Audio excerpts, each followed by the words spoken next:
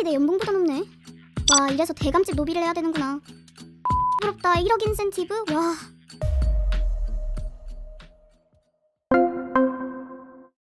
최근 반도체 산업의 호황으로 코스피 5천에 대한 기대와 삼성전자, SK하이닉스의 엄청난 성과급 잔치가 열린 와중 홀로 저희 가게 정상 영업합니다 중인 동종업계가 있었으니 바로 LG전자입니다. LG전자는 2025년 4분기 영업손실 1,094억 원을 기록하며 2016년 이후 9년 만에 적자를 냈는데요.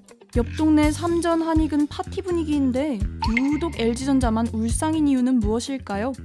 이유는 단순합니다. LG는 반도체 사업에서 중도 하차했기 때문이죠. 그런데 이 중도 하차가 자의는 아니었다면 믿으시겠습니까? 이 눈물 없이 들을 수 없는 슬픈 이야기는 1998년 외환위기 직후로 거슬러 올라갑니다.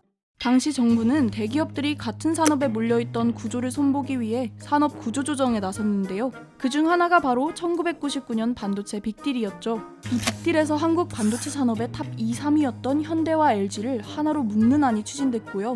LG는 약 2, 3조 원을 받고 현대전자에 LG 반도체를 넘겼습니다. 반도체를 반강제로 떠나보낸 LG, 하지만 당시엔 마냥 슬퍼하지 않았는데요. 반도체를 포기한 직후인 2000년대 초, 반도체 시장이 공급 과잉에 빠지며 가격이 폭락했기 때문이죠.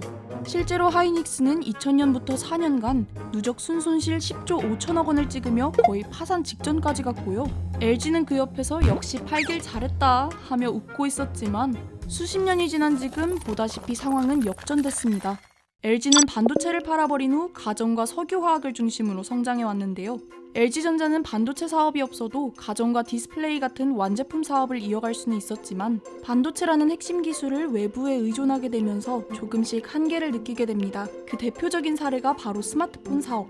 2015년 퀄컴의 스냅드래곤 810에서 심각한 발열 문제가 생겼을 당시 삼성전자는 자체 반도체 엑시노스로 빠르게 위기를 넘겼지만 LG전자는 대체할 선택지가 없어 문제를 아는 채 제품을 출시할 수밖에 없었습니다.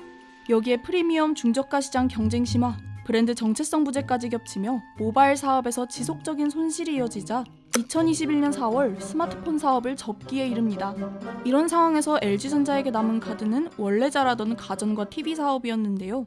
워낙 가전은 LG라고들 하니 뭐 하던 거 잘하면 되지 않나? 라는 생각이 들 수도 있지만 TV, 냉장고 같은 가전 시장은 이미 성숙기에 접어든 지 오래입니다. 제품 간의 차이도 크지 않고 대부분의 기능은 표준화된 상태라 소비자 입장에서는 굳이 비싼 제품을 고를 이유가 없죠.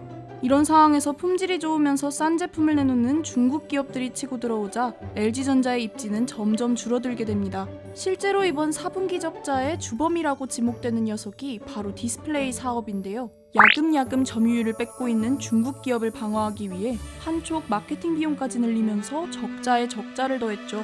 작년 LG 디스플레이는 중국 광저우에 위치한 LCD 공장을 매각하면서 대형 LCD 사업에서 손을 떼기도 했는데요.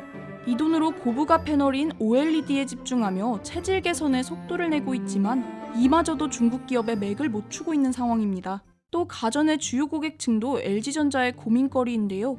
삼성전자나 SK하이닉스는 구글, MS, 메타 같은 글로벌 빅테크를 주요 고객으로 두고 있지만 LG전자는 일반 소비자를 상대로 제품을 팔다 보니 고물가 고금리로 소비가 줄어들면 그대로 타격을 받습니다. 실제로 소비 심리가 둔화하며 실적이 안 좋아지자 LG전자는 생활가전의 치우친 구조에서 벗어나 경기 변동에 비교적 덜 민감한 기업 간 거래 사업으로 중심을 옮기기 시작했는데요. 이런 대대적인 변화 또한 이번 마이너스 실적에 한몫했습니다.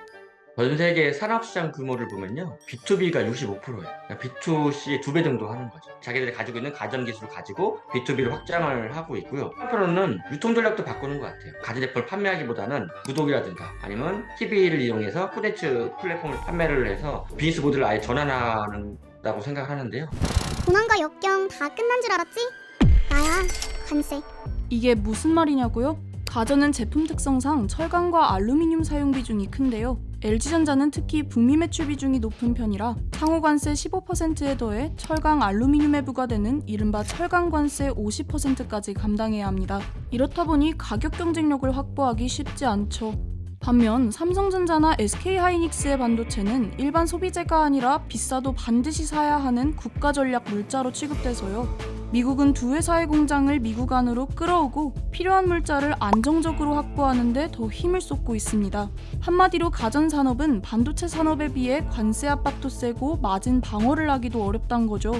이런 상황이자 LG전자는 지난 9월 무려 3천억 원 규모의 희망퇴직을 단행했는데요. 이 또한 당장의 재무제표에는 타격을 줬지만 중장기적으로는 수익성 회복의 발판이 될 거란 긍정적인 전망도 나오고 있어요. 지난 분기 영업이익은 적자였지만 매출이 늘어난 이유도 가정구독 플랫폼 기반 서비스 B2B 영역을 강화했기 때문이거든요.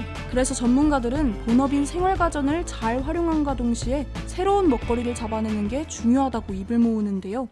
처음에 로봇 청소기는 막 중소기업들이 많이 만들었잖아요. 그때만 해도 우리나라 이제 막 아파트 문하고 가구가 많으니까 안 맞을 것 같아서 어떻게 보면은 국내 가전기업들은 손을 놓고 있었죠. 그러면 이제 로봇 청소기를 아쉬워하시면 이 다음 건 뭐냐 이거죠. 생활가전이 AI 기술 기반으로 이제 로봇으로 넘어가는 이 중간 시점인데 프리미엄 시장을 잡은 다음에 여기서 이익을 좀 확보해서 새로운 미래 시장에 좀 투자를 해야 된다고 생각해요. 반도체 업계 호황 속에서 유독 부진한 성적을 받아든 LG전자. 이는 잠시 왔다 가는 성장통일까요? 아니면 내리막의 신호탄일까요? LG전자의 미래에 대한 여러분의 생각을 댓글로 공유해주세요.